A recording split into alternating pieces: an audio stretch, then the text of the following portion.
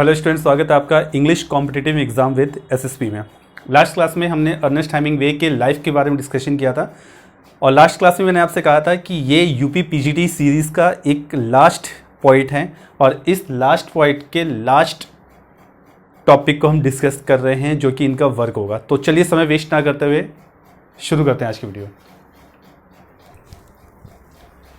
Ernest Hemingway, as we discussed in earlier video that he was born in 1899 and died in 1961, and we also study that he was a poet who committed suicide with his gun। अपने gun से उन्होंने suicide कर लिया था और हमने इनके बारे में ये भी पढ़ा था कि ये ऐसे पोइट थे जो कि घूमना फिरना पसंद करते थे। ये इसलिए ताकि हंटिंग क्यों होती है ये देख सकें, बुल फाइटिंग क्या होती है ये देख सकें, और जो लोग अपने फ़ायदे के लिए कुछ वर्क करते हैं उससे रिलेटेड जो भी चीज़ें हैं वो उसको देख सकें और उसके बारे में लिखें कि ये चीज़ गलत है। तो काफ़ी थोड़े डिफरेंट किस्म के ये पोइट थे। 62 की एज में इनकी डेथ हो गई थी। डेथ मीन्स कि इन्होंने सुसाइड कर लिया था। For whom the bell tolls, ये देखेंगे कि ये इन्होंने 1940 में लिखा था। It is a story about a young American. ये एक यंग अमेरिकन की स्टोरी है who works as a volunteer Spanish civil war. ये स्पेनिश सिविल वॉर में एक वॉलंटियर के रूप में वर्क करता है and he assigned to blow up a bridge during on attack on the city of Spain. उसको इस बात के लिए असाइन किया जाता है कि आपको एक ब्रिज उड़ाना है। इट मीन्स कि इसको विस्फोट करना है, कि बिल्कुल ख़त्म कर देना है, डिस्ट्रॉय कर देना है उस आपको ब्रिज को। तो बेसिकली आपको इसमें ये बताया गया for whom the bell tolls. Basically इसमें ये कहना चाहते हैं हेमिंग्वे कि जैसे ही घंटी बजती है लोग अपने काम पे लग जाते हैं। तो ये घंटियाँ किसके लिए बजती हैं, ये ऑर्डर किसके लिए आता है, जबकि सारे तो एक जैसे ही हैं। थोड़ी सी गहरी मीनिंग है इसकी, आप इसको पढ़ेंगे तो बहुत अच्छी तरह से आपको समझ में आएगा। नेक्स्ट आते हैं the sun also rises that published in 1926।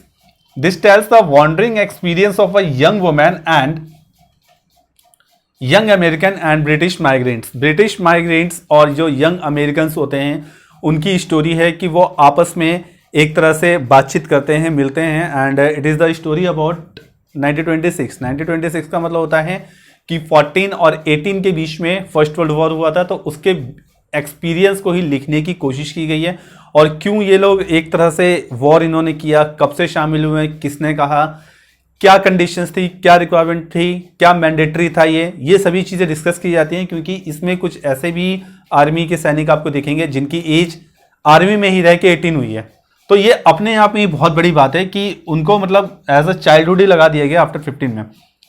They all are lost generation and disappointed. वो एक तरह से डिसअपॉइंटेड हैं और जो एक्चुअल जो जनरेशन है उनसे काफ़ी अलग है, क्योंकि उन्होंने वो चीज़ तो सीखी नहीं जो एक आम आदमी, एक कॉमन बच्चा जो सीखता है, क्योंकि वो सीखने की उम्र में कहाँ पर है, वॉर में है।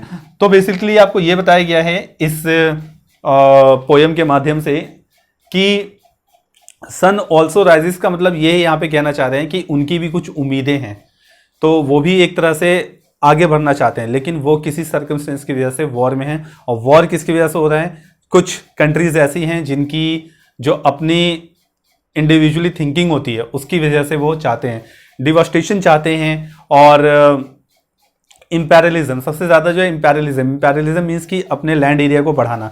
तो इसके लिए तो वो ऑब्वियस सी बात है वॉर तो करेंगे, और उस वॉर में नुकसान किसका होता है वो आप यहाँ देख सकते हैं। हर छोटी छोटी चीज़ एक ना एक आदमी से कनेक्टेड होती है।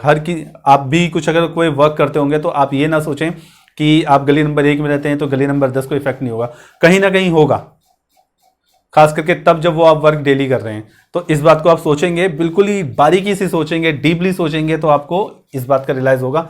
ठीक इसी तरह से है, थिंकिंग उनकी है, इंपेरियलिज्म वो करना चाहते हैं लेकिन नुकसान इनका हो रहा है, ये तो डायरेक्ट वे में हो रहा है। चलिए आते हैं नेक्स्ट टॉपिक पे, मैन विदाउट वुमेन। देखिए मैन विदाउट वुमेन जो इन्होंने टॉपिक लिखा है इसमें ये लिखने की कोशिश की है। Firstly it is published in 1925 and in this story Hemingway tells the situation and the condition of a relation between man and women, कि किस तरह से एक अच्छे रिलेशन को आप बता सकते हैं। तो इसके लिए इन्होंने 14 स्टोरीज लिखी हैं जो कि शॉर्ट स्टोरीज हैं। ये बहुत अच्छी बात है कि शॉर्ट स्टोरीज हैं। ताकि आपको बहुत जल्दी समझ में आ सकता है। तो relation of man and women in different manner यानी कि हर सिचुएशन में उन्होंने बता रखा है। आदमी गरीब है तो कैसा होना चाहिए, वॉर पे गया तो कैसा होना चाहिए, अमीर है तो कैसा होना चाहिए, उसकी मिसेज जो है एजुकेटेड है तो कैसा होना चाहिए, अनएजुकेटेड है तो कैसे आप वो मेंटेन कर सकते हैं, या डिसेबल है तो कैसे मेंटेन कर सकते हैं, या डिफरेंट है तो कैसे कर सकते हैं, गोरी है काली है तो कैसे आप वो कर सकते हैं। और यही चीज़ इन्होंने इस पर बताया है कि अगर जो बॉय है यानी कि मैन है उसमें अगर कुछ प्रॉब्लम है तो आप कैसे मैनेज कर सकते हैं। ये चीज़ें बताई गई हैं बेसिकली इनके मैन विदाउट वुमेन में। और इसके जैसा कि मैंने आपको बताया कि 14 स्टोरीज का ये कलेक्शन है, तो his book 10 Indians, one of the book of 10 Indians, that's title is 10 Indians in which a man received by his girlfriend. तो इनमें से एक और इनकी स्टोरी है जिसका नाम है 10 इंडियंस। वहां पे एक मैन को धोखा मिलता है उसकी गर्लफ्रेंड की तरफ से। क्यों मिलता है, क्या होता है, कैसे मिलते हैं, इसके लिए आपको स्टोरी पढ़नी होगी। Other one is heels like white elephant. अब जो अलग जो दूसरी स्टोरी है वो ये है हील्स लाइक वाइट एलिफेंट। ये वाली स्टोरी इससे बिल्कुल डिफरेंट है। क्यों? क्योंकि it is a story, heart touching story of a young couple and their future. ठीक है, एक यंग कपल की जो जिन्होंने अभी अभी शादी की है, अभी अभी मैरिड हुए हैं, मैरिड लाइफ में गए हैं और किस तरह सर्वाइव करते हैं, क्या प्रॉब्लम्स आती हैं। दोनों एक दूसरे के लिए डेडिकेटेड हैं। सबसे जो बड़ा इशू जो होता है ट्रस्ट का वो दोनों में है। दोनों एक दूसरे पे बिलीव करते हैं और दोनों एक दूसरे के लिए हर वो काम करना चाहते हैं जो पॉजिटिव वे में दोनों का फायदा हो। तो यही एक लाइफ भी है जो कि एक्चुअल में ऐसा होना चाहिए।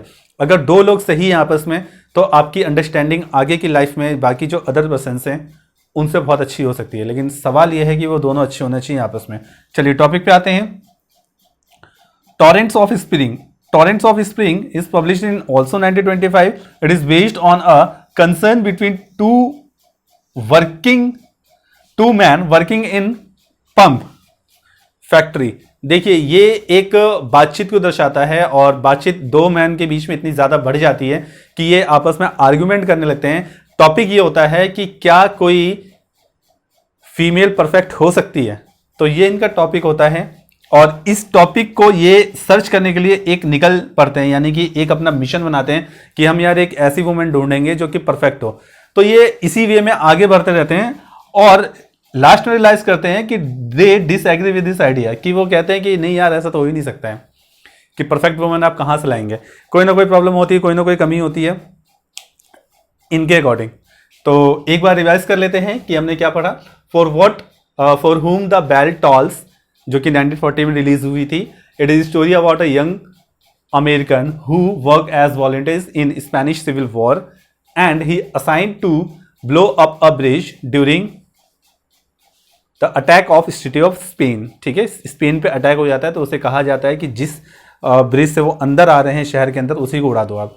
तो बेसिकली इसमें ये सोचते हैं कि हमें ऑर्डर दिया जा रहा है, हम इनके लिए कुछ और नहीं है, एक बैल की तरह जैसी बैल बजती है चलो काम पे लग जाओ, ये बताया जा रहा है। Next, the sun also rises. It is basically a story of a situation and the life of a person that involve in a war.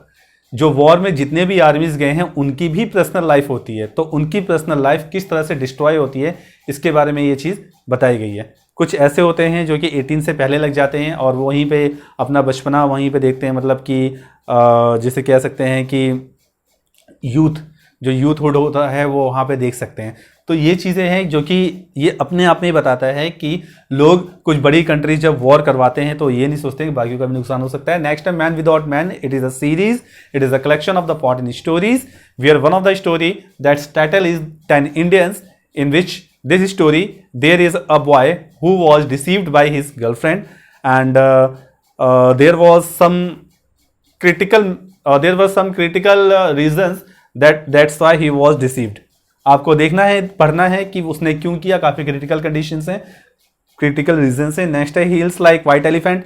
ये एक ऐसी स्टोरी है जो कि इसके अपोजिट है। वो ये बताता है कि यंग जनरेशन आपस में मिले हैं, दो यंग पीपल मिले हैं, उनकी लाइफ की स्टार्टिंग हुई है, अब वो किस तरह से आगे सर्वाइव करेंगे, क्या क्या चीज़ों को फेस कर रहे हैं, ये चीज़ें बेसिकली।